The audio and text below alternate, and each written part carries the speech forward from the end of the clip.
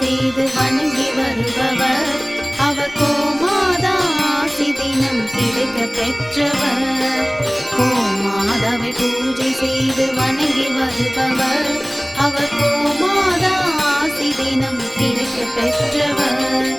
கோமாதா ஆசி பெற்று வாழ்ந்து வருபவர், கோமாதா ஆசி பெற்று வாழ்ந்து வருபவர் என்றும் கோமாதா துணை நின்று நன்மை செய்திடும், என்றும் கோமாதா துணை நின்று நன்மை செய்திடும். கோமாதாவை பூஜை செய்து வணங்கி வருபவர் அவர் கோமா